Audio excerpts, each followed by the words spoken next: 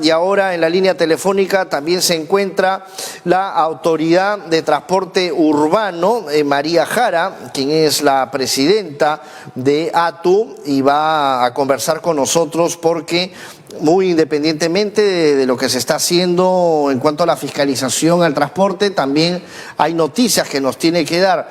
¿Cómo está, señora Jara? Bienvenida, qué gusto escucharla. El gusto es mío, Mario. Muy buenos días. Muy contenta. Estoy acá en Caraballo, en Lima Norte, en el patio de inicio de operaciones de la empresa El Rápido.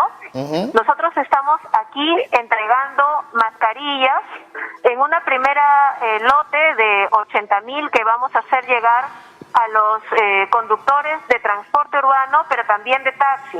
Ya. Son mascarillas reutilizables, son mascarillas que cumplen los estándares MINSA y que en uno de los extremos son de color azul, un poco para describirlas y que sepamos de qué se trata. Son mascarillas que se les entrega 2 a los conductores y que tienen como una etiquetita blanco, pero no es una etiqueta, sino que tiene ahí un código QR. El proceso de entregarles la mascarilla implica que nos acercan su DNI, se escanea la información del DNI del conductor y esa se coteja con los registros de ATU y se ingresa la información al código QR que llevan en la mascarilla. De tal manera que hacemos un monitoreo de las condiciones de operación de las empresas de transporte a través de este código QR.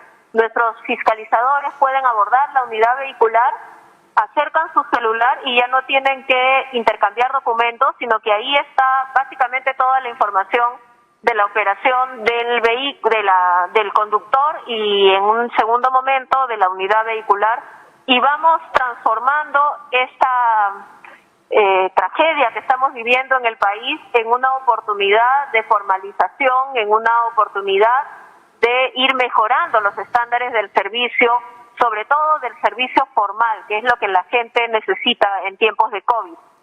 Ahora también hay el tema, por ejemplo, señora Jara, de las combis, ¿no? Estamos hablando, por ejemplo, en el tema de la distancia de los pasajeros.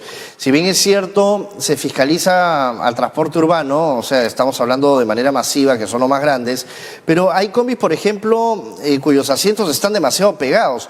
¿Qué se va a hacer con ellos? Sí, Mario, de acuerdo al protocolo sectorial de salud frente al COVID, se establecen 2 condiciones que son indispensables ahora en el servicio de transporte urbano, cualquiera sea su modalidad, en Lima, en Callao, pero también en todo el país. Y son 2. Una es la limpieza de las unidades y la otra es la distancia. Y para eso las personas deben sentarse mediando más o menos a 1 metro de distancia de la siguiente persona que se sienta. Nosotros, por ejemplo, cuando abordamos, intervenimos, por ejemplo, el servicio de taxi, hemos apreciado que al lado del conductor muchas veces se sienta también el pasajero. Lo invitamos a sentarse en la parte de atrás. Usted ha hecho referencia al servicio que brindan las combis. Sí. Claro, las combis son pequeñas, pero muchas de ellas en los últimos 2 años han obtenido una autorización de parte de las municipalidades para brindar el servicio. Y además forman parte importante del número total de vehículos habilitados, autorizados. Por lo tanto, las restricciones en su circulación se dan en función del distanciamiento, del aforo, pero no en función de que es combi, es pequeña, no puede circular, por una razón esencial.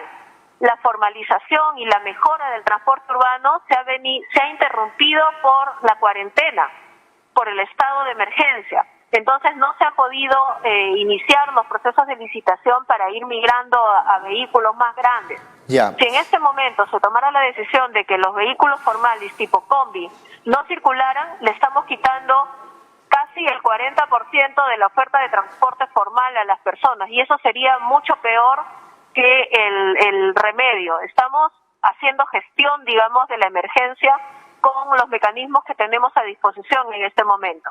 Ahora, hablábamos de las combis, por ejemplo, ¿no? Muchas de ellas también han acondicionado dentro de sus móviles el tema de los asientos, ¿no? Algunos por querer meter más gente en su unidad, pues han hecho que los asientos estén muy pegados. Ahora, ¿cómo es que se va a regular esto? Porque definitivamente van a tener que tener más distanciamiento. ¿Cómo es que van a...? Sí. En el protocolo de seguridad sectorial que de salud sectorial que ha establecido el Ministerio de Transportes y Comunicaciones, se establece reglas para distintas cosas. Una de ellas es para el aforo de las unidades vehiculares. Hay unas figuras que ilustran dónde se pueden sentar las personas y dónde no. Siempre, en cualquier caso, es con 1 metro de distancia. Y aquí va a haber también sanciones para los conductores, para las empresas que incumplan, pero además aquí apelamos muchísimo a la responsabilidad de los usuarios.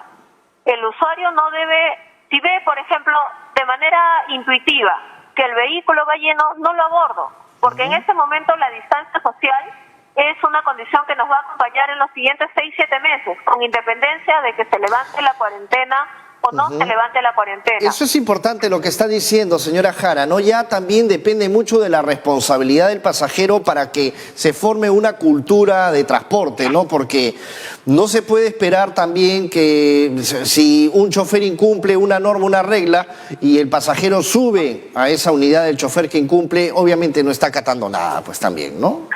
Sí, y de hecho, si me permite comentarle, los primeros días de nuestra intervención, lo que hemos visto era que en el caso de las empresas formales, les decían a los pasajeros que no suban, y los pasajeros pugnaban por subir.